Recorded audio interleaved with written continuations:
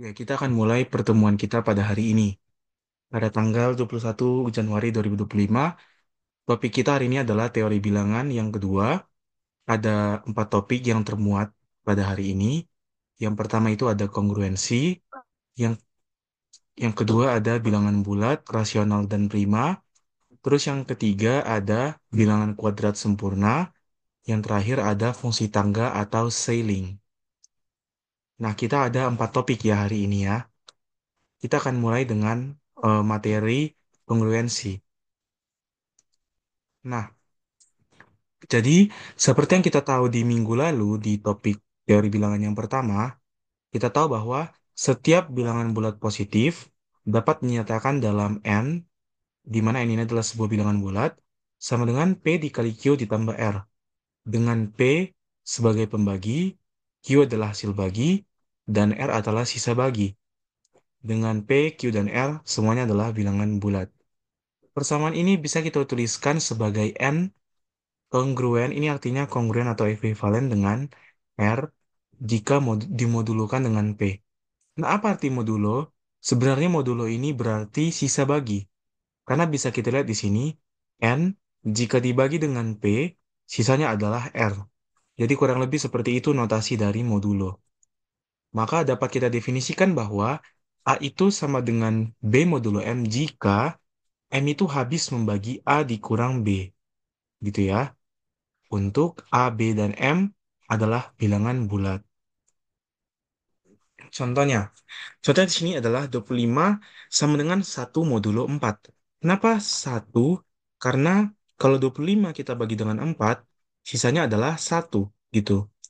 Dan juga karena 4 habis membagi 25 dikurang 1 atau 24 gitu ya. Kemudian kita akan bahas beberapa sifat yang ada pada kongruensi ini. Nah, yang pertama, suatu bilangan ekuivalen dengan suatu bilangan modulo M.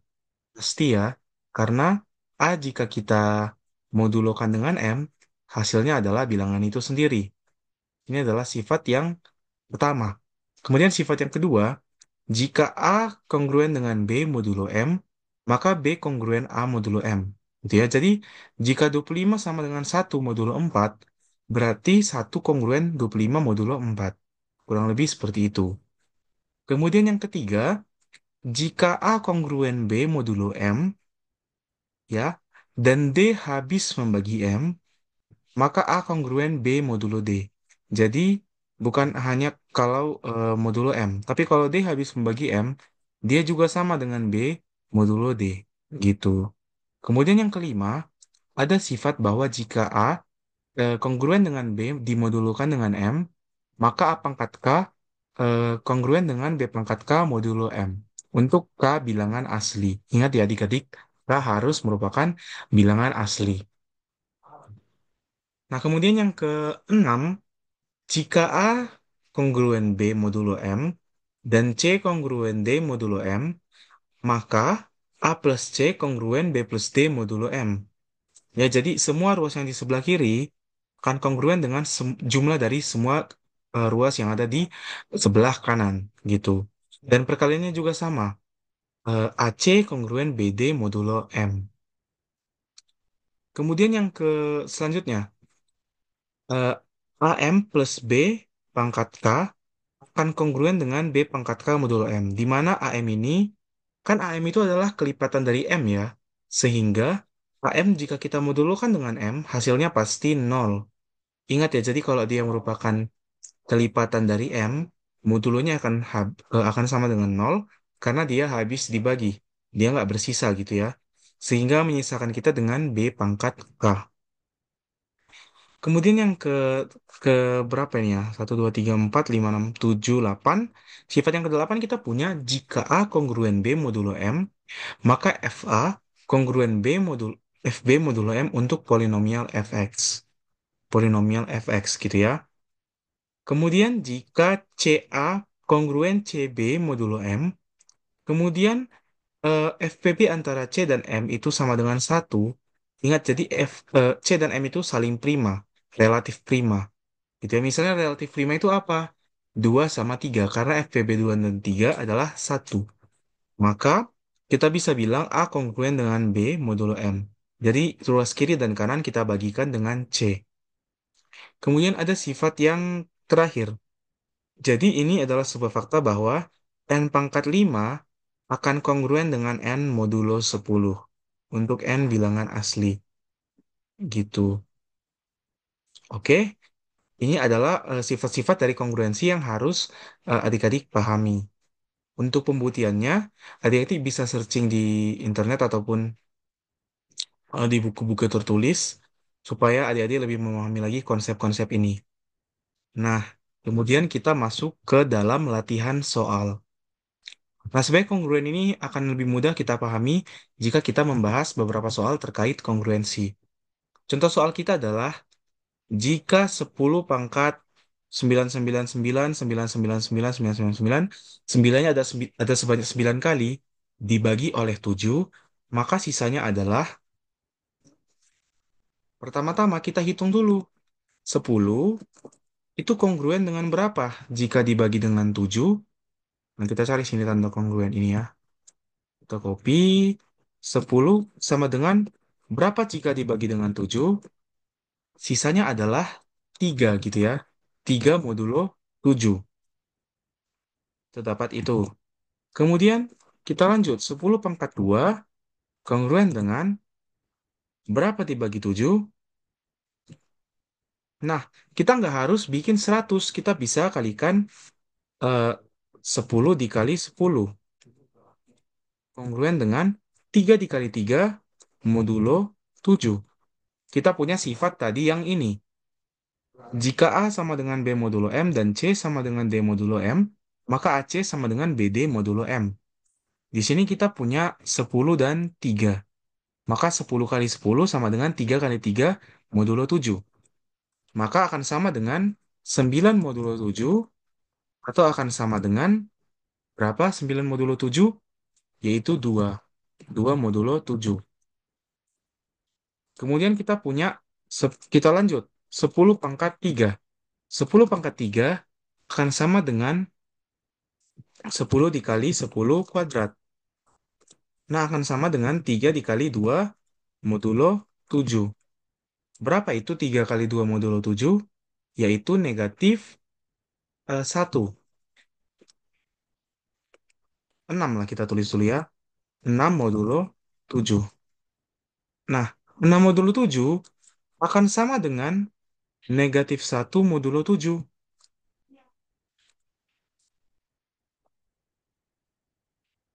Kenapa demikian? Karena eh, 6 itu kurang 1 dari 7 gitu kan. Jadi 6 ini adalah bentuk dari 7K dikurang 1 gitu ya. 7K dikurang 1. Sehingga em, negatif 1 juga akan sama lah dengan 6 ini jika kita modulkan dengan 7. Karena negatif 1 kalau dibagi 7, sisanya adalah negatif 1 gitu ya. 6 jika dibagi dengan 7, sisanya juga bisa 6, bisa negatif 1. Jadi ingat, kita bisa membalikkan posisinya. Dari K menjadi, dari 6 menjadi 6 dikurang 7, yaitu negatif 1. Nah, kita udah punya negatif 1 nih. Nah, selanjutnya apa yang kita bisa lakukan dengan negatif 1 ini? 10 pangkat 999 sebanyak berapa kali itu? Eh 9 kali ya. Akan sama dengan 10 pangkat 3 dipangkatkan dengan 3 3 3 3 3 3 3 3 9 kali gitu ya. Kalau ini ya.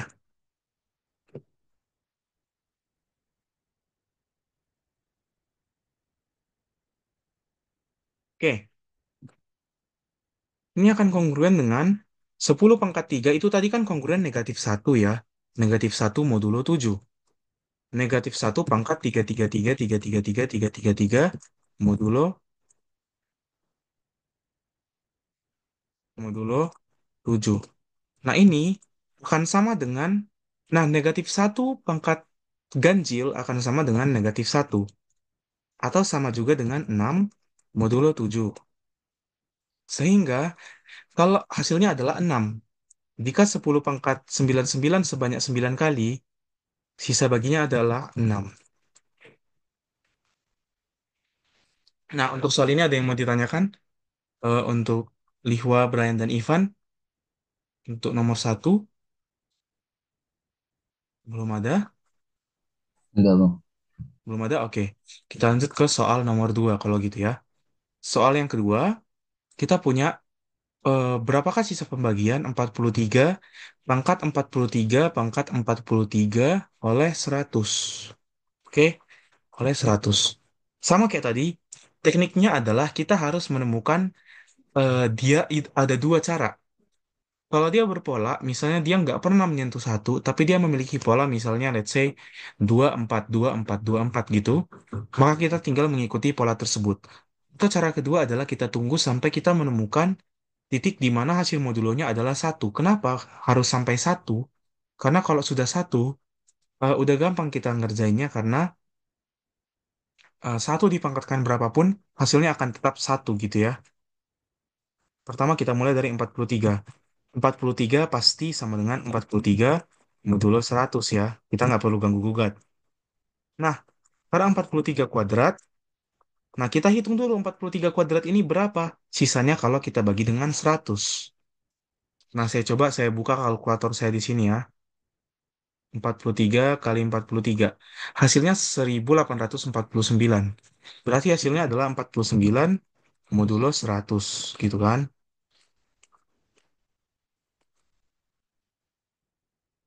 Kemudian lanjut, 43 pangkat 3 akan sama dengan 43 kuadrat dikali 43. Akan kongruen dengan 49 kali 43 modulo 7. Nah, berapa itu 49 kali 43? 49 kali 43 adalah, kita lihat, 49 kali 43. 2107. Maka hasilnya 7 modulo 100. Oke, ini salah, harusnya modulo 100 ya. Oke, modulo 100. Nah, kita lanjut. 43 pangkat 4 akan sama dengan 43 pangkat 3 dikali 43. Berapa itu? Modulo 100. 43 pangkat 3 kan tadi 7 ya. 7 kali 43 modulo 100. Berapa 7 kali 43? Hasilnya adalah 301. Berarti hasilnya 1 modulo 100. Nah, ya lagi-lagi kita udah ketemu 1, yaitu di 43 pangkat 4. Maka, nah kita lanjut, maka 43 pangkat 43 akan sama dengan 43 pangkat 4 dipangkatkan dengan berapa itu paling dekat? Kelipatan 4 yaitu 10 dikali 43 pangkat 3. Akan jadi berapa? Satu akan kongruen dengan 1 dikali 43 pangkat 3 7 ya. Modulo 100. Akan kongruen dengan 7 modulo 100. Nah, maka 43 pangkat 43 43 pangkat 43 pangkat 43 akan kongruen dengan 43 pangkat 7 modulo 100.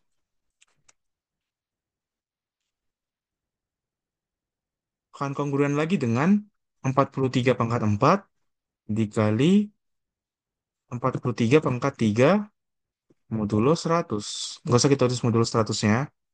Akan kongruen dengan 1 dikali 7 akan kongruen dengan 7 modulo 100. Sehingga hasil dari sisa baginya adalah 7. Gitu ya. Ada yang mau ditanyakan untuk soal nomor 2? Atau kita lanjut ke soal nomor 3 mengenai kongruensi? Em, Kalau nggak ada, kita lanjut ya ke soal nomor 3. Nah, soal nomor 3. Jika N sama dengan N kongruen 2 modulo 4 dan M kongruen 8 modulo 16, Maka sisanya jika MN dibagi 32 adalah, pertama kita ubah dulu. Kan diketahui N itu kan kongruen 8 modulo 16 gitu ya. Maka ini ekuivalen penyataannya dengan N sama dengan 16, let's say A, ditambah 8. Di mana A ini harus bilangan bulat gitu ya.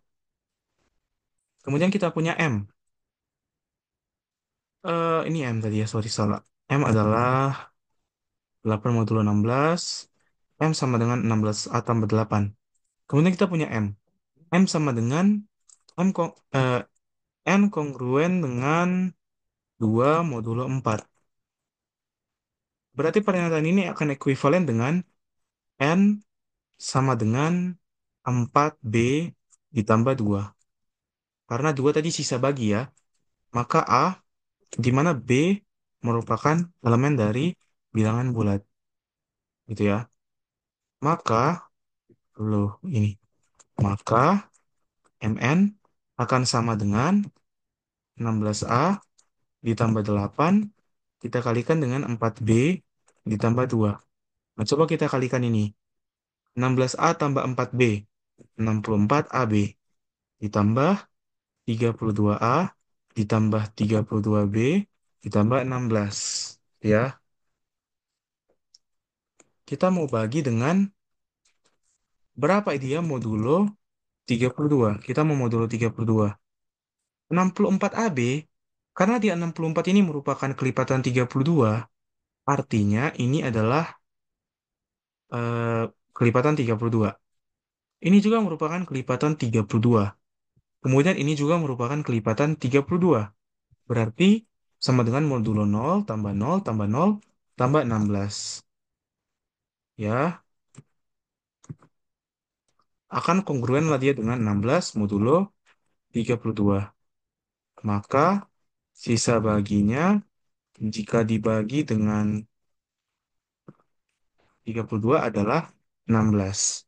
Oke, untuk soal ini apakah ada yang ingin ditanyakan untuk soal ketiga? Oke, ada Joel ya masuk ya. Berlima hari ini. Tadi Nur Harista juga masuk, cuman udah keluar. Oke, kalau nggak ada, kita lanjut ke soal nomor 4. N adalah bilangan asli yang memenuhi N sama dengan N kongruen 2 modulo 3 dan N kongruen 1 modulo 2. Tentukanlah sisanya jika N kita bagi dengan 6. Oke, nah ini kita punya persamaan N, tapi di sini dia modulonya nggak sama gitu ya. Salah satunya dibagi 3, salah satunya dibagi 2. Oke, nah pertama-tama apa yang harus kita lakukan? Kita pilih salah satu. Misalnya saya mau 2 modulo 3 ini saya ubah bentuknya. Jadi persamaan linear gitu ya. Di mana N akan sama dengan 3K plus 2. Dengan kita anggap K itu harus bilangan bulat. Gitu ya. Maka 3K plus 2 akan ekuivalen lah ini dengan 1 modulo 2. Ya kan? 1 modulo 2 pastinya ya. Nah kemudian karena N sama dengan 1 mod 2 kan katanya, maka N ini kita substitusikan lah 3K plus 2 ini. Maka 3K plus 2. Nah, masing-masing sisi kita kurangin dengan 2. Artinya kita akan bersisa 3K sama dengan minus 1 modulo 2. Atau sama juga dengan minus 1 modulo 2, artinya sama aja sebenarnya dengan 1 modulo 2. Ya kan? Kemudian, nah, karena kita tahu bahwa karena 3 dan 2 ini relatif prima, kita kan punya tadi sifat di sini ya, sifat di eh, ini jika CA sama dengan CB modulo M dan FPBC dan M sama dengan 1, maka A sama dengan B modulo M. Nah, di sini berarti Karena 3 dan 2 relatif prima, maka kita bisa simpulkan bahwa K itu adalah satu modulo 2.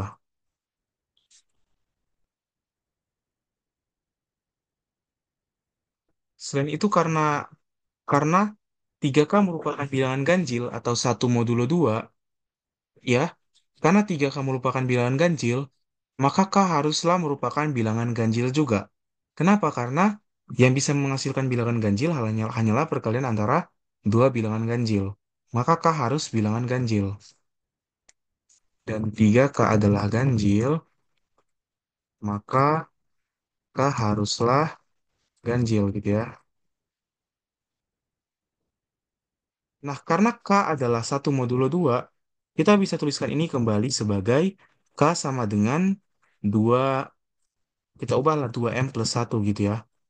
Di mana M adalah bilangan bulat. Kemudian kita substitusikanlah nilai dari K ini ke dalam kesamaan tadi. N akan sama dengan kongruen menjadi, nah N kongruen dengan, kita substitusikan ke 3K plus 2. 3 dikali K plus 2. 2M plus 1 plus 2. Nah ini akan kongruen dengan 6M plus 5. Nah tapi kita tahu kalau 6M ini kita mau modulkan dengan 6. Kita mau cari sisa bagi dengan 6. 6M adalah kelipatan 6. Maka 6M modulo 6 akan sama dengan 0, menyisakan kita dengan 5. Maka hasilnya adalah 5 modulo 6. Nah, untuk soal keempat ini, apakah adik-adik sudah paham? Kalau sudah paham, boleh dikasih jempol. Gimana? Oke, ada jempol dari Ivan ya, sama dari Lihwa. Oke, karena udah dua orang paham, kita lanjut ya ke soal selanjutnya. Materi yang kedua adalah bilangan bulat, rasional, dan prima. Secara umum, kita bisa membagi bilangan real menjadi dua, yaitu bilangan rasional dan irasional. Nah, bilangan itu sebenarnya dibagi menjadi dua secara garis besar. Ada bilangan real dan bilangan imajiner gitu ya. Bilangan real itu adalah bilangan yang ada pada garis bilangan, sedangkan bilangan imajiner tidak ada pada garis bilangan, yaitu akar yang dibentuk dengan akar minus satu gitu ya. Akar minus satu ini imajiner. Oke. Kemudian, bilangan real ini kan dibagi dua lagi. Ada yang rasional, ada yang irasional. Nah, eh, apa itu disebut rasional? Kita bilang bilangan real itu rasional kalau kita dapat mengubah bilangan tersebut ke dalam bentuk A per B. Dengan A dan B itu adalah bilangan bulat. Dan B-nya tidak boleh sama dengan nol. Sedangkan bilangan irasional kita tidak bisa ubah ke dalam bentuk A per B. Jadi, misalnya ada nilai koma yang hingga tetapi dia berulang-ulang, itu termasuk ke dalam bilangan rasional. Atau bilangan pecahan apapun, kalau dia berhingga, dia pasti merupakan bilangan rasional. Kenapa? Karena kita bisa bentuk menjadi per 10 pangkat sekian. Misalnya, kita punya 0,123. Kita bisa ubah menjadi 123 per 100. Tetapi kalau kita punya nilai koma yang tak berhingga, tetapi dia tidak membentuk sebuah perulangan, nggak ada polanya, itu pasti merupakan bilangan irasional. Contoh bilangan irasional adalah V. Nah, V itu sebenarnya bukan 3,14 ya. V ini adalah sebuah bilangan yang eh, dia bilangan desimal yang dia itu tak hingga, tetapi dia nggak berulang angka-angkanya gitu. 3,14 berapa gitu ya. Oke, kemudian yang kedua adalah setelah V, ada juga atau bilangan natural. Ini biasa kita pakai pada eh, fungsi eksponensial gitu ya. Kita sebut bilangan natural. Kemudian yang ketiga adalah kemudian yang ketiga adalah bentuk akar yang bukan bilangan kuadrat sempurna. Misalnya akar 2, akar 3, akar 5. Ini semua termasuk ke dalam bilangan irasional karena kita nggak bisa bentuk eh, pecahan yang A per B dengan A dan B bilangan bulat untuk nilai tak hingga seperti ini. Nilai pecahan yang tak berhingga komanya gitu ya. Nah, kemudian bilangan rasional ini lagi bisa kita bagi dua. Tadi kan kita punya bilangan bilangan dibagi menjadi dua, bilangan real dan imajiner. Bilangan real dibagi menjadi dua, rasional dan irasional. Nah, bilangan rasional bisa dibagi menjadi dua lagi, bilangan bulat dan bilangan pecahan atau bilangan desimal. Bilangan bulat itu adalah bilangan yang tidak memiliki eh, angka di belakang koma gitu ya. Bisa kita uraikan menjadi A, B, C, D sampai N. Ini artinya digit. Jadi ini sebenarnya bukan A dikali B dikali C dikali D. Tapi ini adalah menandakan bilangan dengan N huruf gitu ya. Misalnya kita punya 1, 2, 3, 4. Nah, ini artinya misalnya kita punya kayak gini. Ini artinya bukan 1 dikali 2 dikali 3 dikali 4, tetapi bilangan 1234. Nah, A, B, C, D sampai N itu akan sama dengan A dikali 10N pangkat 1 dikurang 1 ditambah B dikali 10N kurang 10 pangkat N kurang 2 titik-titik sampai plus N. Misalnya 1234 bisa kita tulis menjadi 1000 kali 1 ditambah 200 kali ditambah 100 kali 2 ditambah 10 kali 3 ditambah 4 gitu ya. Kemudian kita punya bilangan bulat positif disebut sebagai bilangan prima jika hanya memiliki tepat dua faktor, yaitu satu dan P. P itu sendiri. Sedangkan kita bisa sebut komposit jika memiliki lebih dari dua faktor positif. Ada beberapa bilangan prima. Ada beberapa sifat dari bilangan prima ini. Nah, yang pertama, jika P prima, maka untuk sembarang bilangan asli hanya berlaku dua kemungkinan. Bisa P membagi N, atau FPBP dan N adalah satu. Jadi, artinya, kalau P tidak habis membagi N, sudah pasti bilangan tersebut relatif prima. Ya, jika P tidak habis membagi N, artinya bilangan tersebut pasti relatif prima dengan P. Misalnya 7 dengan 7 misalnya. 7 kan prima ya. Terus eh, kita punya bilangan 15. 7 nggak habis membagi 15 kan? Sehingga 7 dan 15 FPB-nya pasti satu. Karena nggak berlaku yang ini. Maka yang berlaku adalah ini. Jadi yang berlaku adalah salah satu di antara kedua ini. Oke? Kemudian yang kedua, kita punya jika P membagi N kuadrat, maka P habis membagi N untuk N bilangan asli. Kemudian, jika P memenuhi P habis membagi AB, maka P akan habis membagi salah satu dari A atau B. Dengan syarat A dan B ini harus bilangan asli gitu ya. Nggak boleh bilangan pecahan. P habis membagi A atau P habis membagi B. Kemudian sifat yang keempat, semua P yang lebih dari 3 akan memiliki bentuk 6K plus minus 1. Nah, adik-adik bisa cek sendiri. Misalnya 5. 5 itu kan 6K minus 1 gitu ya. 7. 7 itu 6K plus 1.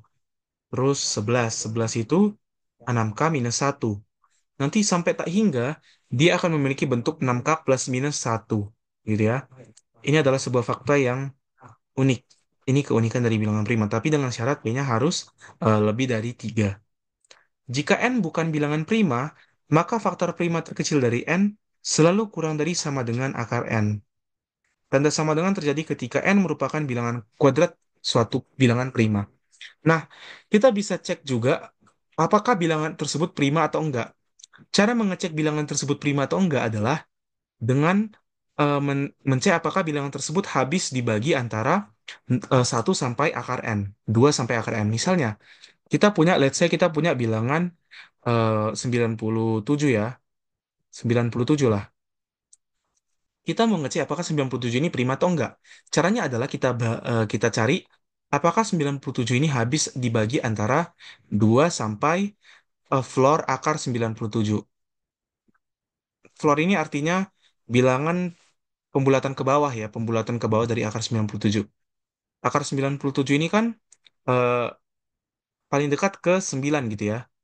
Apakah 97 habis dibagi antara 1 sampai 9? Nah, sorry, 2. Apakah 97 habis dibagi 2? Tidak. Apakah dia habis dibagi 3? Enggak juga, karena jumlahnya 16. Kemudian apakah dia habis dibagi 4? Enggak, sudah pasti enggak, karena enggak dia habis dibagi 2. Apakah dia habis dibagi 5? Enggak juga. Apakah dia habis dibagi 6? Tidak juga. Apakah dia habis dibagi 7? Enggak juga, dia sisa 6 kalau dibagi 7. Apakah dia habis dibagi 8? Enggak habis ya. Dan apakah dia habis dibagi 9?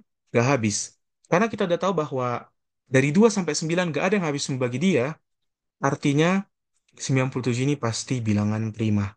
Gitu ya. Kita nggak perlu cek apakah dia habis dibagi 10, 11, 12, sampai 13. Kita cukup cek sampai akar N. Gitu. Itu adalah cara paling mudah untuk mengecek apakah bilangan itu prima atau enggak. Kemudian faktor prima terkecil N selalu kurang dari sama dengan akar N. Seperti yang sudah kita bahas tadi. Gitu ya.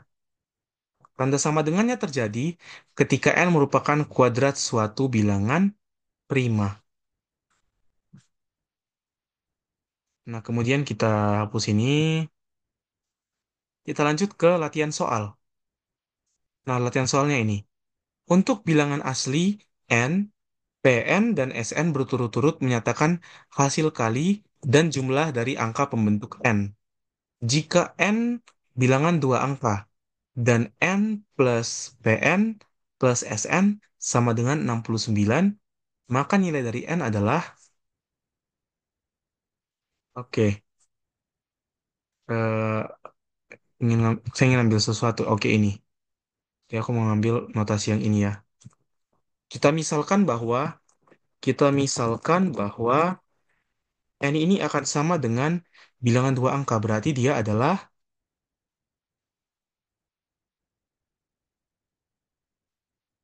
kita copy ini, kita anggap dia adalah AB. Gitu ya, AB. Di mana AB ini berarti 10 dikali A ditambah B. 10A plus B. Nah, jika N bilangan dua angka dan N plus Pn plus Sn sama dengan 69, nah kita bentuklah persamaannya. Berarti N plus Pn plus Sn sama dengan 69. Nah, N ini adalah 10A plus B, Pn adalah hasil kali dari angka-angka pembentuk N. Berarti A dikali B, ditambah jumlah dari angka pembentuk N, A plus B, sama dengan 69. Kemudian bisa kita lanjut. Kita bisa lanjutkan ya, 11A plus 2B, kita bikin A-nya di depan, AB, plus 11A plus 2B, sama dengan 69. Nah, kemudian kita lanjut. Kita bisa faktorkan nih. Ini menjadi A plus 2 dikali B plus 11. Nah, kenapa gini? Karena A dikali B kita punya AB, A dikali 11 kita punya 11A, 2 kali B kita punya 2B. Nah, tapi ada nih tambahan, 22. Maka sebelah kanan kita tambahin juga dengan 22. Atau sama dengan 91. 91 hanya ada satu kemungkinan. 91 itu hanya bisa 13 dikali 7, ya kan? 13 dikali 7. Karena A dan B harus positif dan satu digit juga, bilangan satu digit, maka kita bisa tahu bahwa A plus 2 harus sama dengan 7. Gak mungkin 13. Kenapa? Kalau A plus 2 sama dengan 13, nanti kita A-nya akan sama dengan 11. Sementara A kita hanya boleh bilangan satu digit. Atau menghasilkan A sama dengan 5. Dan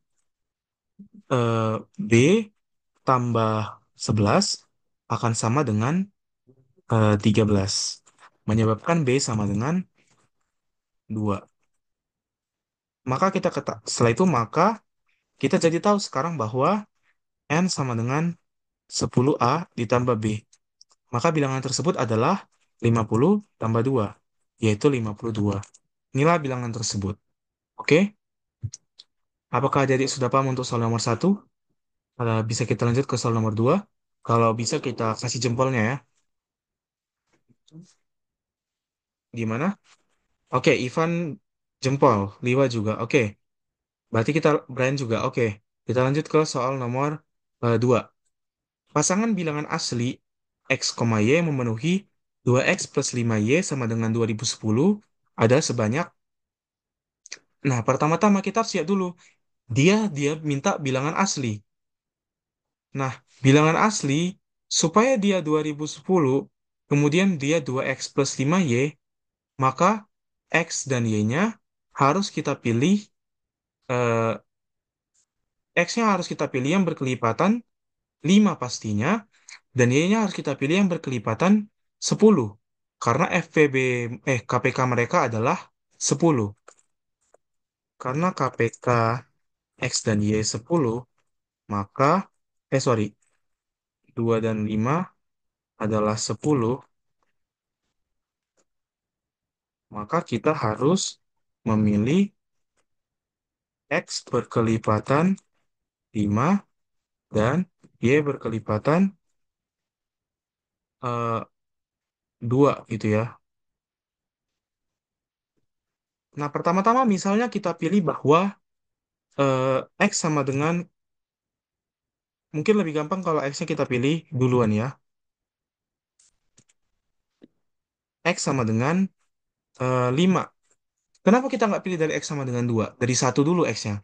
Kalau X sama dengan satu, nanti kita punya 5Y sama dengan 2008. Nah, Y-nya kan nggak bulat di situ ya. Kalau X sama dengan 2, kita punya 5Y-nya menjadi 2010 dikurang 4. Nah, nggak bulat juga Y-nya. Kemudian kalau kita punya X-nya sama dengan 3, 5Y-nya adalah 2010 dikurang 8.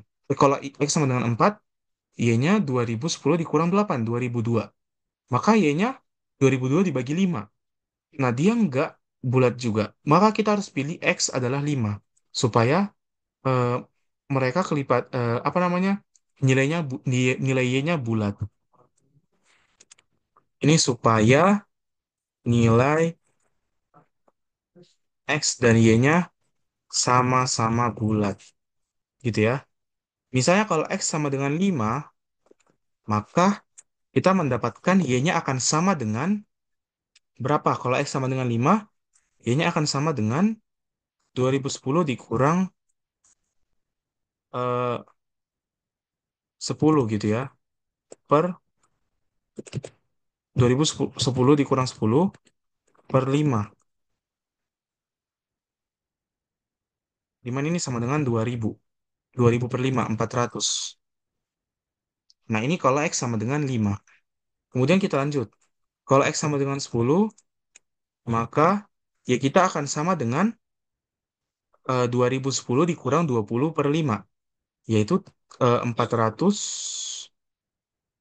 berapa? 2010 dikurang 10, dikurang 20 itu kan 1990. Dibagi 5 berarti 398. Ya kita, pas X kita naik 5, ya kita berkurang 2. Kemudian kita lanjut. Kalau X kita sama dengan 15, ya kita akan sama dengan, ya kita akan sama dengan 396. Nah, bisa coba ya. 2 kali 15, 30 ditambah 5 dikali 396. Nah, benar, 2010. Kita bisa lanjut sampai kita mendapatkan bahwa adalah eh, kalau X kita adalah berapa bilangan kelipatan 2 yang paling dekat ke 2010. Tapi masih kelipatan 5 gitu ya. Kalau X kita adalah 1000, kita pilih 1004. Kenapa? Kenapa, Ivan? X-nya 1000 paling besar. Oh ya, sorry. 1000 ya, karena kita harus X-nya kelipatan 5 ya. Oke, X-nya 1000. Maka Y-nya harus sama dengan 2 ya kan?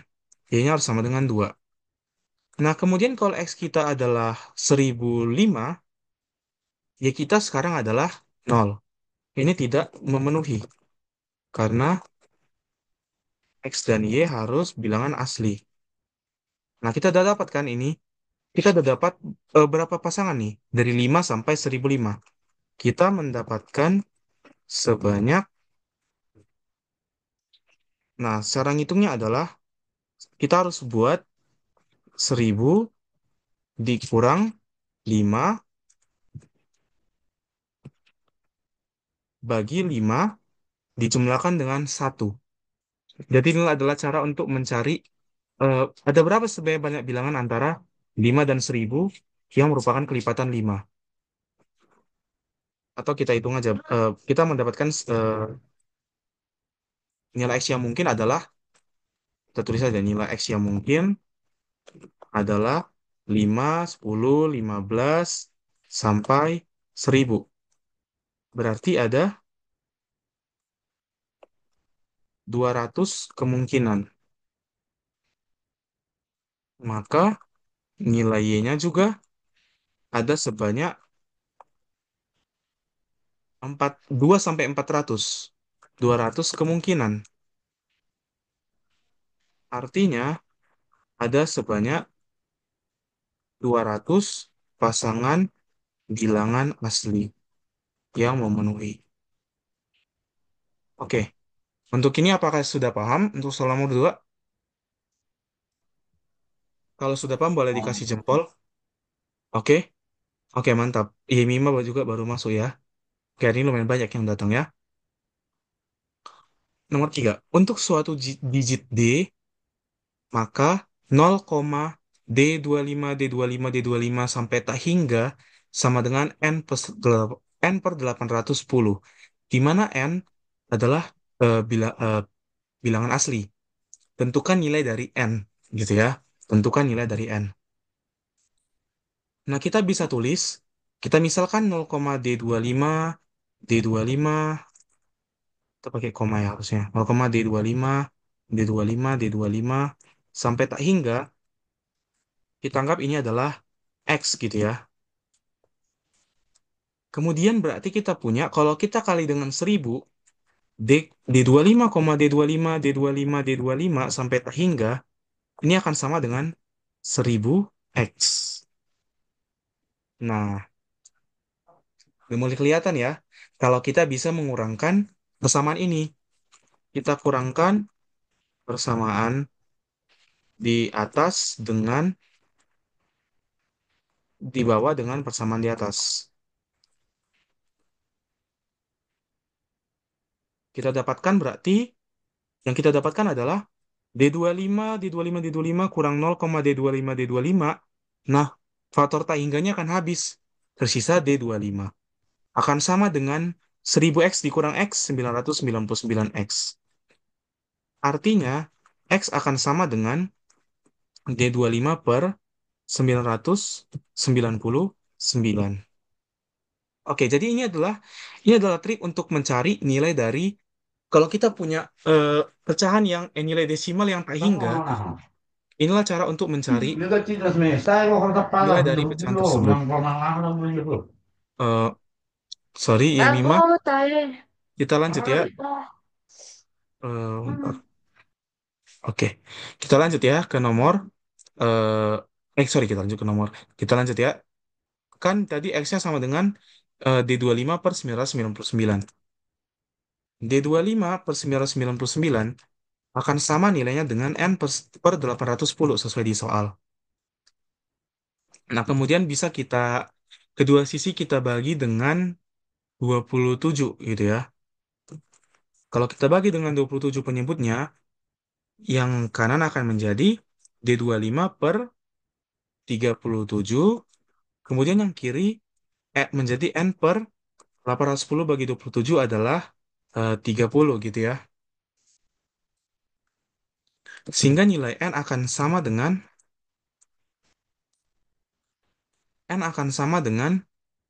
D25 dikali 30 dikali 30 per 37. Nah, kita udah dapat nih nilai dari N. Kita udah dapat nilai dari N. Nah, tapi kita mau kalau ini tuh menjadi bilangan bulat gitu ya. Nah, supaya bilangan bulat, maka D25 harus habis dibagi dengan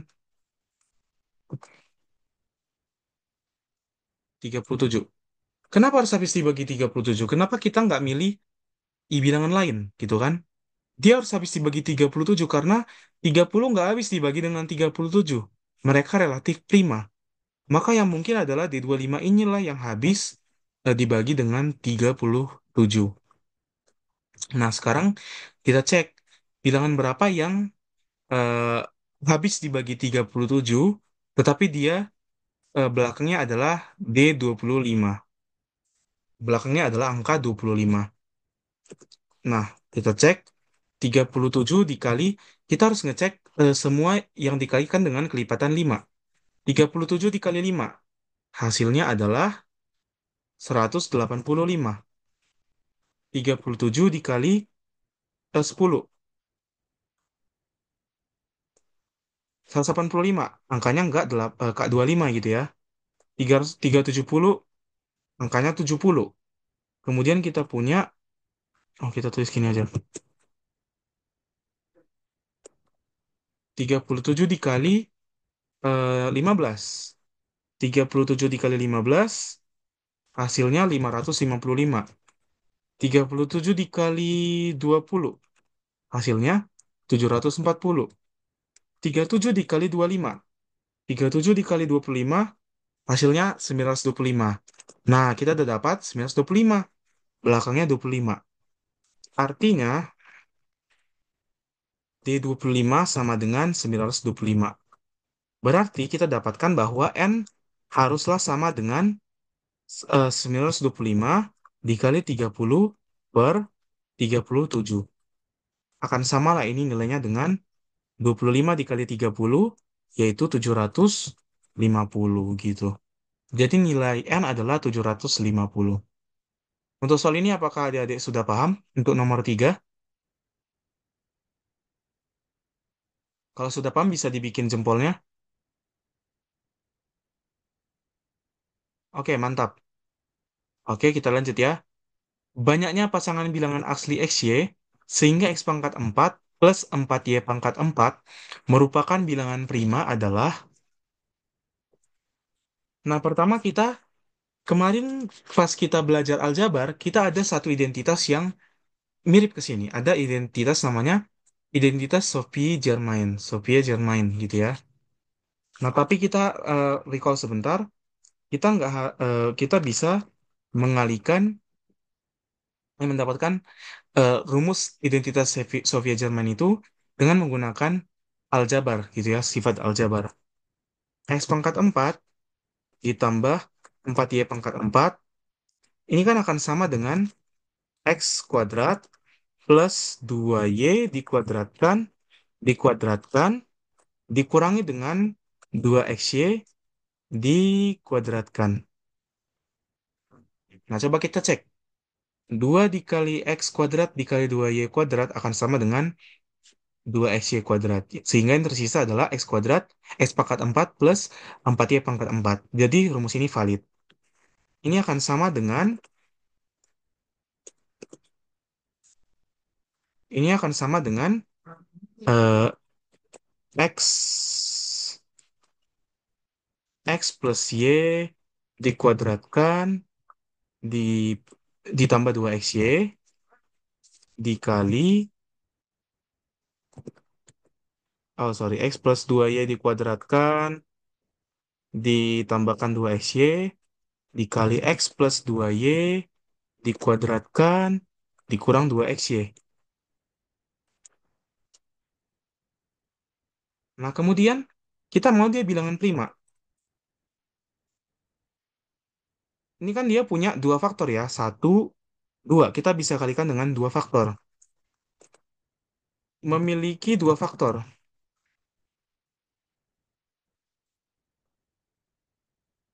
Agar prima, salah satu faktornya haruslah satu. Tetapi, karena X dan Y bilangan asli, maka karena X dan Y bilangan asli, kita tahu bahwa X plus 2Y kuadrat plus 2XY tidak akan mungkin tidak akan mungkin bernilai satu. Gitu ya. Nggak mungkin x kuadrat, x plus 2y dikuadratkan, plus 2xy akan bernilai satu. Karena minimal x dan y-nya adalah satu. Maka nilai paling minimumnya adalah satu tambah 3, 1 tambah 2, 3. 3 kuadrat 9. Tambah 2, 11. Nilai paling minimumnya adalah 11. Maka nggak mungkin bernilai satu. Sehingga yang mungkin bernilai satu adalah faktor yang satu lagi. Faktor yang satu lagi. X kuadrat, X kuadrat plus 2y dikuadratkan dikurang 2xy sama dengan satu. Gitu ya. Oke. Nanti kalau misalnya ada yang belum ada yang nggak paham, boleh dichatkan sama saya bagian mana yang nggak pahamnya gitu ya. Supaya nanti kita bahas bisa kita bahas sama kalian bersama-sama gitu ya.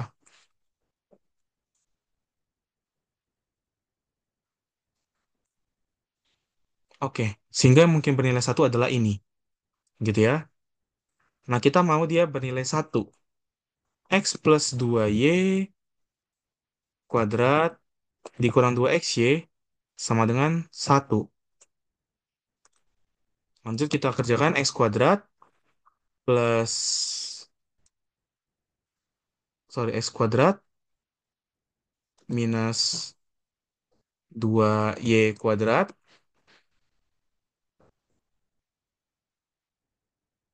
Sorry, kayak ada kesalahan deh di sini. X kuadrat, ini harusnya x kuadrat plus 2y kuadrat plus 2xy. Terus yang ini x kuadrat plus 2y kuadrat dikurang 2xy. X kuadrat plus 2y kuadrat plus 2xy. Terus yang ini harusnya x kuadrat plus 2y kuadrat minus 2xy. Oke.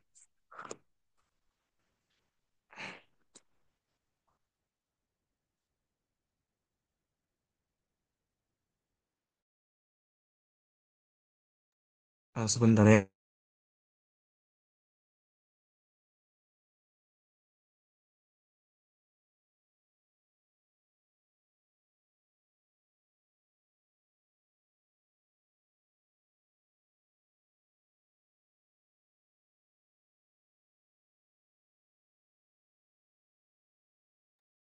Oke.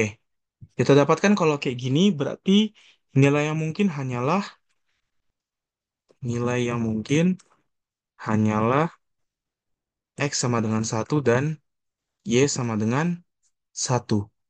Selebihnya nggak mungkin karena coba kita masukin satu plus 2 minus 2 akan sama dengan satu. Sehingga hanya ada satu pasangan bilangan asli yang mungkin. Oke, kita lanjut ke materi yang ketiga, bilangan kuadrat sempurna.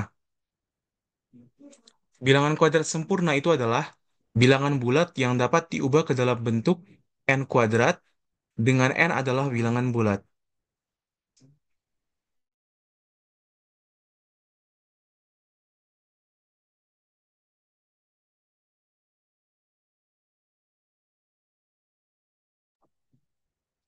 Nah, ada beberapa sifat dari bilangan kuadrat sempurna yang harus kita ketahui.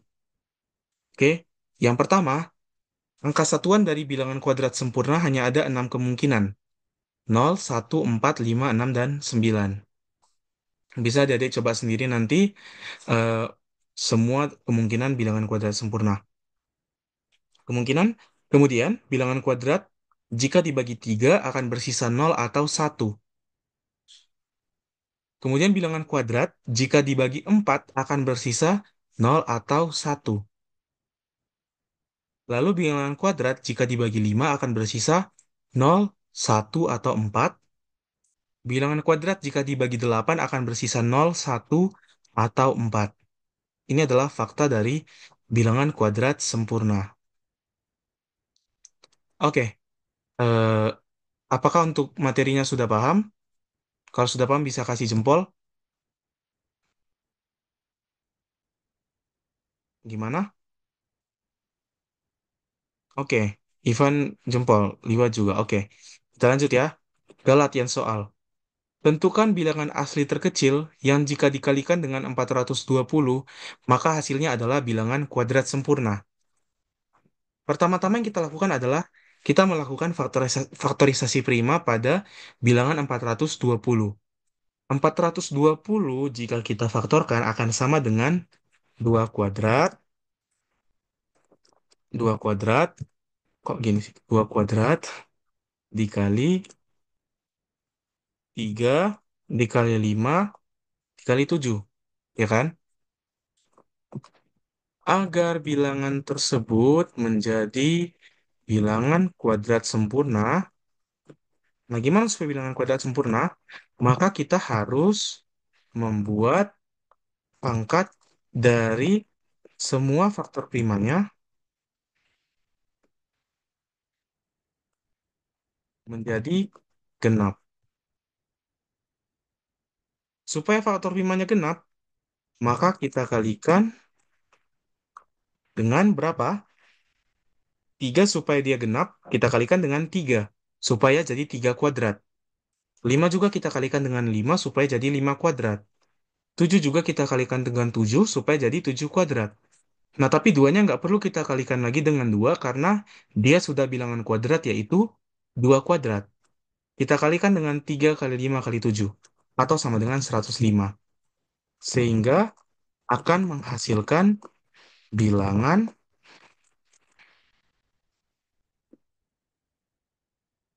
2 kali 3 kali 5 kali 7 dikuadratkan atau adalah 210 kuadrat.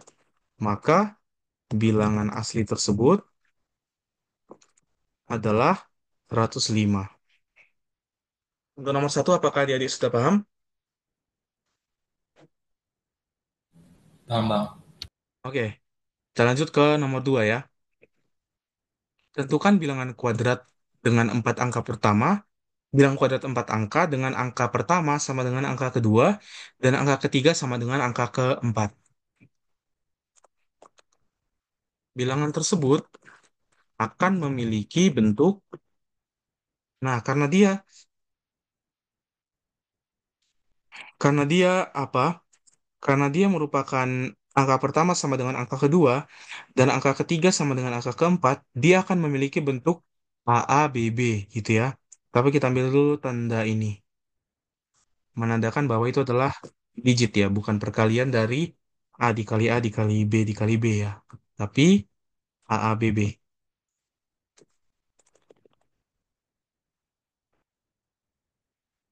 Oke,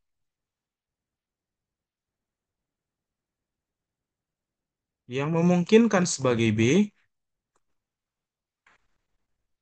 apa aja bilangan yang memungkinkan sebagai B? Yaitu harus satuan. Satuan yang mungkin dari bilangan kuadrat adalah 0, 1, 4, 7, dan 5, 6, dan 9 sebagai satuan dari bilangan kuadrat. Maka kita eliminasilah 2, 3, dan 7 dan 8 sebagai kemungkinan dari B. Gitu ya. Nah, tapi kita cek satu-satu. Pertama, kita harus cek apakah bilangan ini, dua bilangan di belakang ini, apakah 00, 11, kita harus cek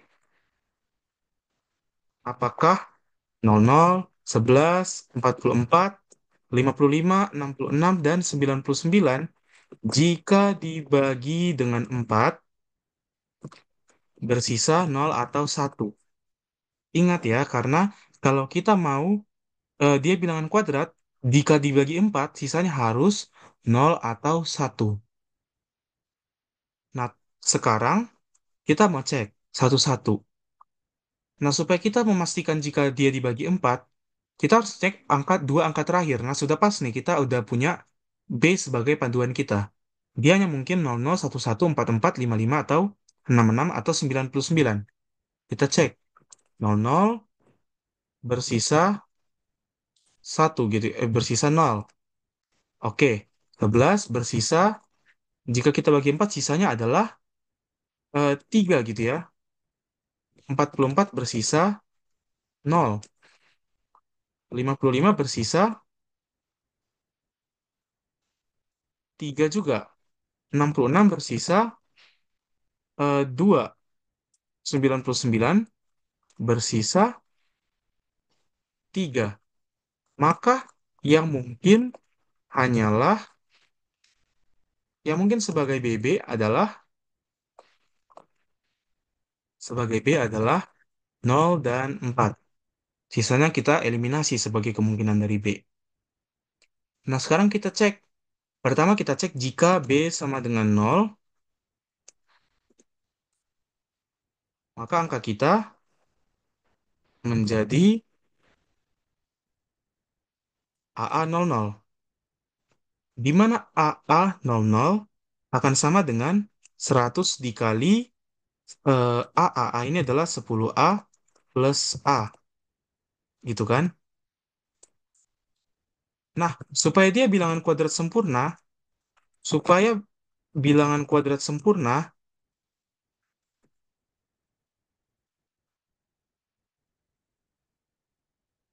100 kan sudah bilangan kuadrat sempurna ya.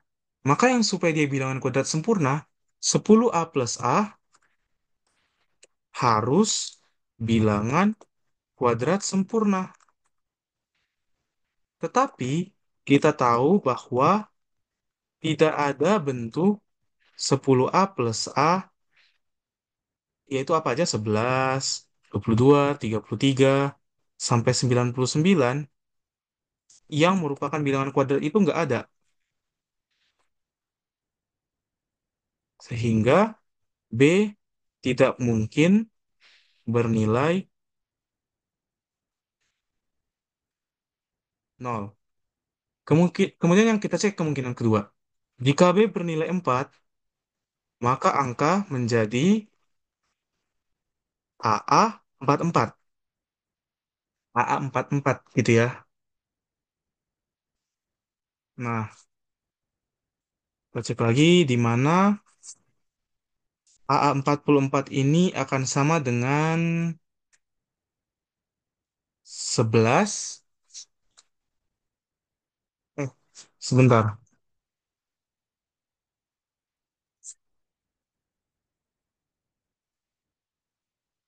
Mau ngecek.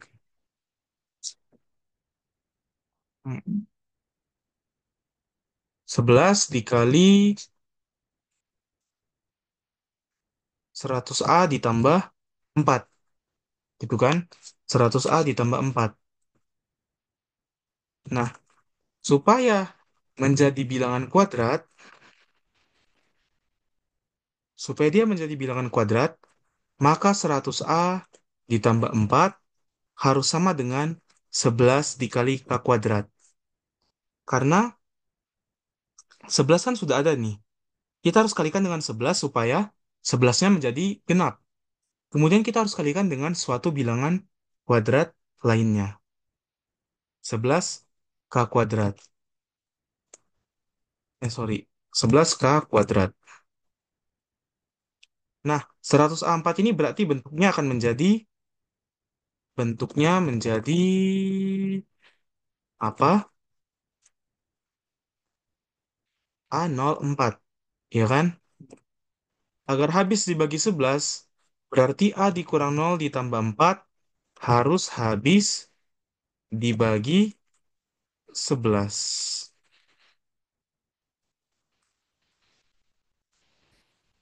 A plus 4 habis dibagi 11.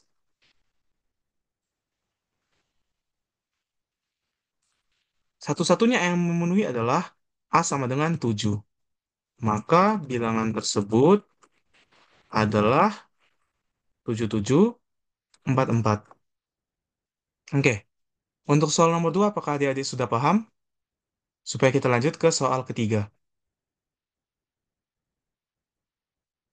Kalau sudah paham, kita lanjut ya ke soal ketiga. A, B, C, dan D adalah digit-digit suatu bilangan. Bilangan 7 angka berikut A0BC225, ABCD756, 1ABC584, AB3C289, 4ABC899 merupakan kuadrat sempurna kecuali. Nah, supaya dia kuadrat sempurna, kita harus cek satu-satu sifat-sifat dari kuadrat sempurna. Berdasarkan angka satuan, berdasarkan angka satuannya, semua memenuhi syarat sebagai bilangan kuadrat. Karena eh, kalau bilangan kuadrat itu kan harus 0, 1, 4, 5, 6, dan 9. Nah, semua ini bilangan satuannya memenuhi gitu ya. Kemudian yang kedua, dibagi 3, sisanya 0 atau 1. Nah, ini kita tidak bisa cek karena digitnya tidak lengkap. Kemudian yang kedua, dibagi 4, sisanya 0, 1, atau 4.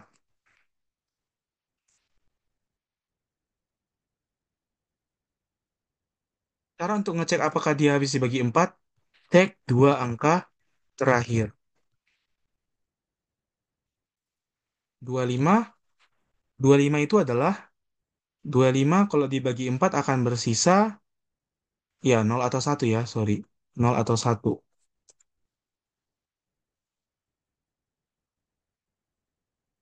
25 kalau dibagi 4 sisanya 1. Terus 56. Ini 0 jika dibagi 4. Kemudian 84. Hasilnya adalah 0 modulo 4. Kemudian 89 hasilnya adalah 1 modulo 4. Kemudian 99 hasilnya adalah 3 modulo 4. Maka bilangan 4ABC 8999 bukan merupakan bilangan kuadrat ya, karena dia nggak memenuhi syarat yang kedua.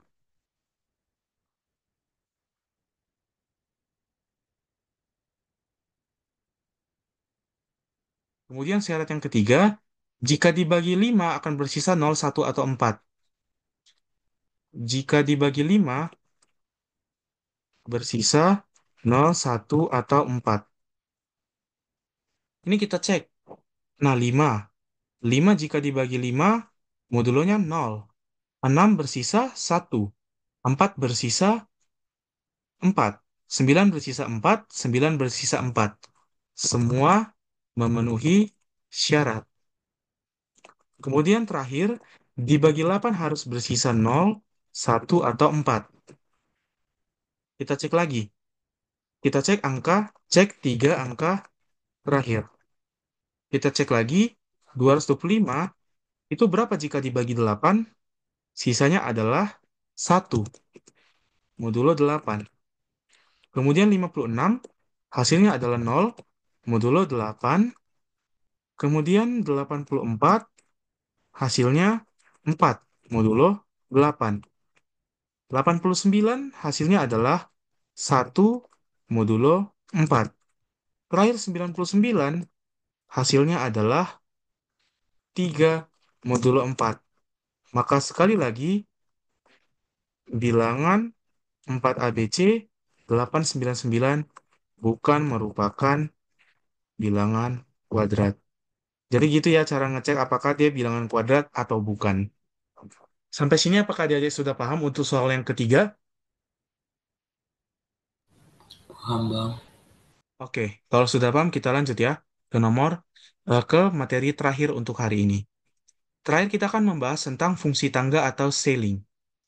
Tanda floor A atau kita sebut sebagai fungsi tangga atau sering disebut sebagai floor menyatakan bilangan bulat terbesar yang kurang dari atau sama dengan A. Atau kita bisa bilang pembulatan ke bawah dari bilangan tersebut. Misalnya eh, floor dari 3,7 akan sama dengan 3. Floor dari 4 akan sama dengan 4. Dan floor dari negatif 2,5 akan sama dengan negatif 3. Nah, ini kita harus hati-hati ya, karena kalau dia negatif, berarti yang lebih kecil adalah yang di bawahnya. yaitu negatif 3 yang lebih kecil ya. Jika 4 kurang dari sama dengan X kurang dari 5, maka fx sama dengan 4 untuk fx sama dengan floor X. Jadi, antara 4 sampai 5, nilai floornya adalah selalu 4. Gitu ya. Sementara itu, kebalikan dari fungsi floor adalah fungsi ceiling. Fungsi ceiling menyatakan bilangan bulat terkecil yang lebih dari atau sama dengan A. Kita notasikan sebagai ini. Kayak dia tanda kurung, tanda mutlak, tapi ada di atasnya garis gitu ya. Misalnya ceiling 3,7 akan sama dengan 4, ceiling 4 akan sama dengan 4, dan ceiling negatif 2,5 akan sama dengan negatif 2. Jika 4 kurang dari sama dengan X kurang dari 5, maka fx kita akan sama dengan ceiling X sama dengan 5. Dari pengertian tersebut, kita bisa dapatkan bahwa floor X akan berada di antara X kurang satu dan X. Dia kurang dari sama dengan X, tetapi untuk X kurang satu, dia kurang dari. Bukan kurang dari sama dengan.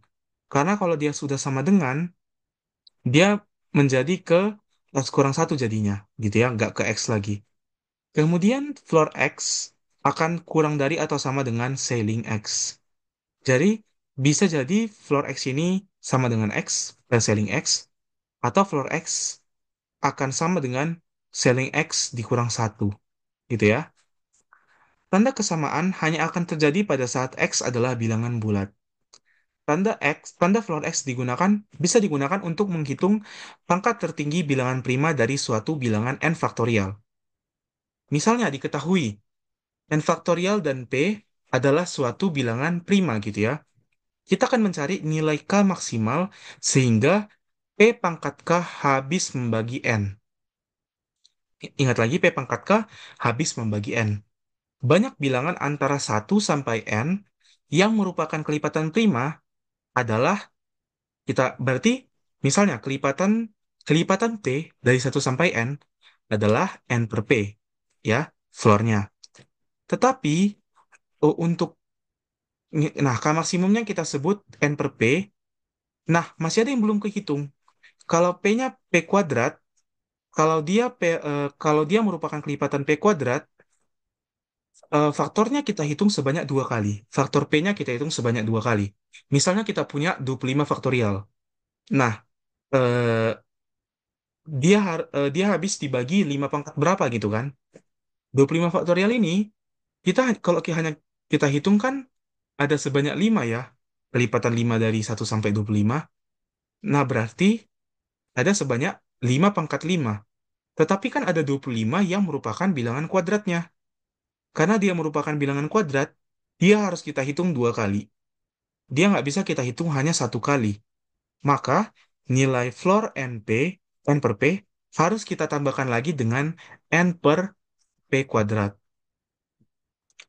Terus, tetapi jika K maksimum masih lebih dari N per P ditambah N per P kuadrat, nah masih ada P pangkat 3, kelipatan P pangkat 3. Maka harus kita tambahkan lagi faktor yang ada di P pangkat 3, supaya dia dihitung sebanyak 3 kali. Maka nilai K maksimumnya adalah floor N per P ditambah N per P kuadrat ditambah N per P pangkat 3 tambah titik-titik sampai tak hingga. Nanti dia akan mendekati nol, gitu ya. Nah, kita akan jawab ini dengan menggunakan contoh soal nanti. Kita latihan soal dulu. Ani merupakan Ani mempunyai sangat banyak dadu dengan ukuran 3 kali 3 kali 3. Jika ia memasukkan dadu tersebut ke dalam sebuah kardus dengan ukuran 50 kali 40 kali 35, maka berapa banyak dadu yang bisa masuk ke dalam kardus tersebut? Nah, ingat lagi adik-adik, kita nggak bisa memasukkan dadu kalau ukuran dadunya itu sudah melebihi salah satu panjang atau lebar atau tingginya. Jadi dia nggak boleh melebihi panjang, lebar, atau tingginya. Gitu ya. Kalau dia dadu, panjang, lebar, dan tinggi total dari dadu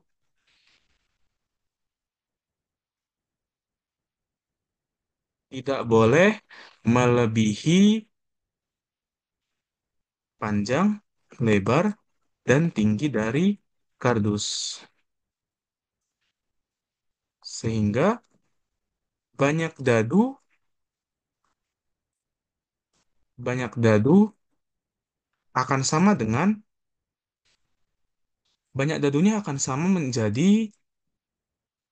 nah, kita harus cari floor dari 50 per 3. Nah, di sisi panjangnya hanya boleh ada sebanyak floor dari 50 per 3 dadu, gitu ya. Dikalikan dengan floor dari 40 per 3 dadu, dikalikan dengan floor dari 35 per 3.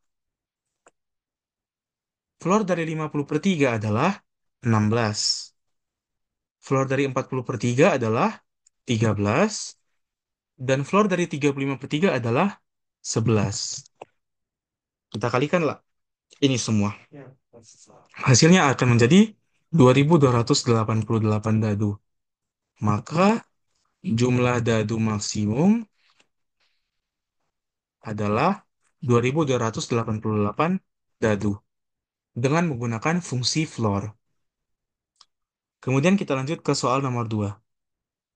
Jika X dan Y bilangan real, sehingga floor dari akar X sama dengan 9 dan floor dari akar Y sama dengan 12, maka nilai terkecil yang mungkin dicapai oleh floor Y dikurang X adalah, nah kita mau cari nilai terkecil yang mungkin dicapai oleh Y kurang X. Agar mencapai nilai terkecil, berarti Y kurang X, Y harus sekecil mungkin dan X harus sebesar mungkin. Nah, pertama kita cari dulu. Kalau kita mau floor akar X kita sama dengan 9, maka X kita harus berada di antara berapa? X kita harus berada di antara 81 dan 100 gitu ya. X harus kurang dari 100, tapi X harus kurang dari sama dengan 81. Kemudian yang kedua, kalau kita mau floor Y kita sama dengan 12, maka Y kita harus berada di antara 144 dan 169. Nah, maka dengan demikian, Y dikurang X kita akan berada di antara, nah Y kita harus seminimal mungkin.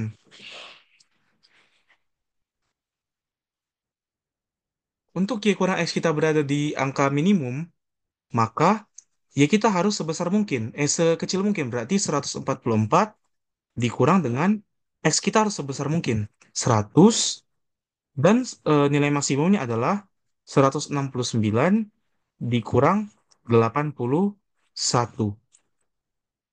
Maka Y kurang X kita akan berada di antara 44 dan 90, berapa ya? Nah, 169 kurang 81. 88 ya. 88.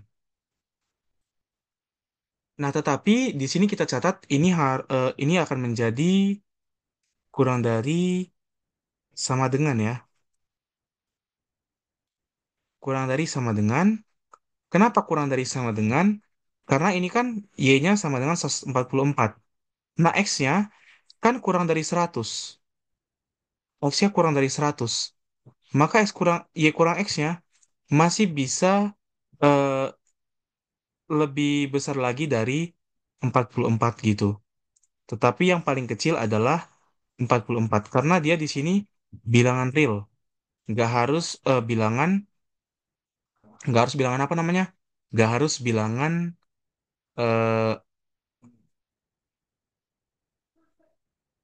asli gitu ya, nggak harus bilangan asli. Jadi bisa jadi misalnya dia hasilnya 43, sekian sekian sekian gitu.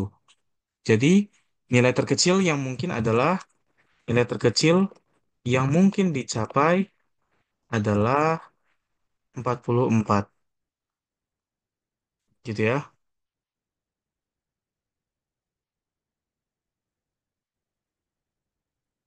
Untuk soal ini apakah adik sudah paham? Untuk soal yang kedua ini? Oke, Liwa udah jempol. tambah Oke, lanjut ya. Kalau gitu, jika n adalah bilangan asli terkecil, sehingga 3n adalah faktor dari 33 faktorial, maka nilai n terbesar yang mungkin adalah, nah kita mau cari 3n adalah faktor dari 33 faktorial gitu ya.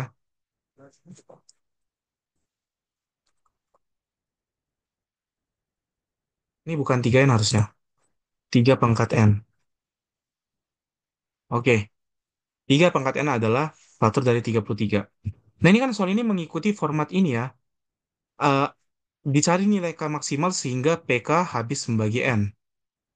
Nah, di sini 3 pangkat n harus habis membagi 33 faktorial. Maka kita tinggal memasukkan nilai n maksimum. Atau kita cari aja. Kelipatan 3 antara 1 sampai 33 ada sebanyak berapa? Floor 33 per 3 kan? Yaitu ada sebanyak 11. Kemudian kelipatan 9 antara 1 sampai 33 ada sebanyak floor dari 33 per 9. Maka ada sebanyak 3. Kemudian yang ketiga,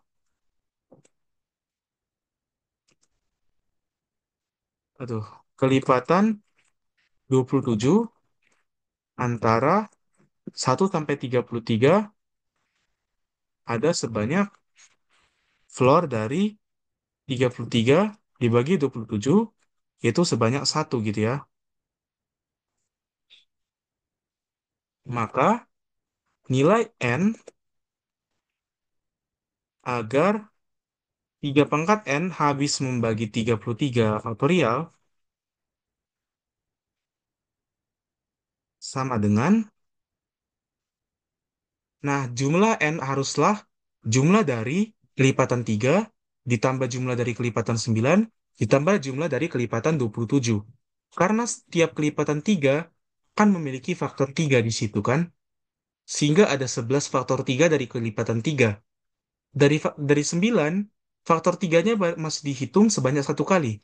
Maka kita tambahkan 3 supaya setiap kelipatan 9 kita hitung sebanyak 2 kali dua kali kita hitung faktor 3-nya. Kemudian untuk kelipatan 27, sekali lagi kita tambahkan supaya dia dihitung sebanyak 3 kali, bukan lagi sebanyak 2 kali. Yaitu sebanyak 3, 11 ditambah 3 ditambah 1, jumlahnya ada sebanyak 15. Gitu. Untuk soal ini apakah adik-adik sudah paham? Untuk soal nomor 3, eh, kalau sudah paham biar kita lanjut ke soal nomor 4. Tetapi sebelum kita lanjut ke soal nomor 4, kita bisa on cam dulu nggak semua? Biar kita bisa ambil foto dulu, baru kita lanjut nanti ke soal terakhir. Untuk Lihwa, Ivan, dan Joel. Ivan gimana sama Joel? Bisa on cam nggak?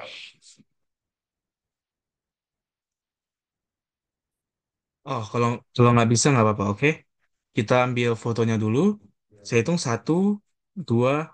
Oke, oke, bentar. Ivan lagi on cam. Tapi nggak kelihatan ini Ivan. Masih hitam layarnya. Ya, kurang bagus sinyalmu ya. Oke, oke. 1, 2, 3. 1, 2, 3. Oke, makasih. Kita lanjut.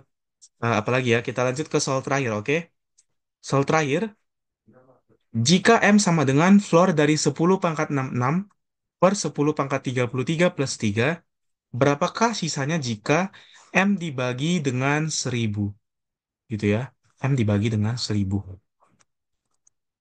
Nah, M ini kita copy dulu. M ini kan akan sama nilainya dengan 10 pangkat 6 per 10 pangkat 33 plus 3. Nah, ini bisa kita catat lagi menjadi 10 pangkat 66 dikurang 9 ditambah 9 per 10 pangkat 33 plus 3. Ini kan. Kemudian 10 pangkat 6 minus 99 ini bisa kita ubah menjadi 10 pangkat 33 minus 3 dikali 10 pangkat 33 plus 3 dibagi 10 pangkat 33 plus 3 ditambah 9 per 10 pangkat 33 plus 3. Kita lanjut. Kemudian, nah ini akan sama hasilnya dengan 10. Nah, ini akan sama dengan pecahnya hilang. Yang pertama akan menjadi 10 pangkat 33 dikurang 3 dikalikan dengan, ditambahkan dengan 9 per 10 pangkat 33 ditambah 3. Tapi karena dia floor, 9 per 10 pangkat 33 plus 3 akan sangat kecil nilainya. Akan menjadi 0, sekian sekian sekian, sehingga bisa kita abaikan. Hasilnya akan menjadi 10 pangkat 33 dikurang 3. Nah, 10 pangkat 33 dikurang 3 akan sama, yaitu hasilnya dengan 999 sebanyak berapa kali, terus 9997.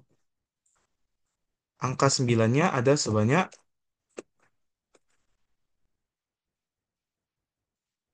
berapa kali? Kalau 10 pangkat 2 kurang 3 kan angka 9-nya ada sebanyak satu kali. Berarti 10 pangkat 33 dikurang 3, angka 9-nya ada sebanyak 32 kali. Artinya, jika dibagi dengan 1000, sisa baginya menjadi 997. Nah, inilah untuk soal keempat. Apakah adik-adik sudah paham? Kalau udah paham, kita lanjut ke... Oke, sudah selesai soalnya. Di sini ada 6 latihan soal tambahan. Silakan adik-adik kerjakan. Di sini ada 6 soal. Bisa dikerjakan masing-masing dan juga nanti silakan dikumpulkan di Google Classroom kalau sudah selesai, supaya saya kasih feedback. Dan juga saya lihat belum ada yang masih belum ada yang mengumpulkan evaluasinya. Saya minta tolong supaya bisa dikumpulkan. Kalaupun ada yang gak ada yang bisa dijawab, gak apa-apa. Adik-adik bisa mengumpulkan yang setengah jadi gitu pun gak apa-apa. Nanti kita akan bahas soalnya di minggu ketiga gitu ya. Soal lengkapnya, penyelesaiannya kayak gitu.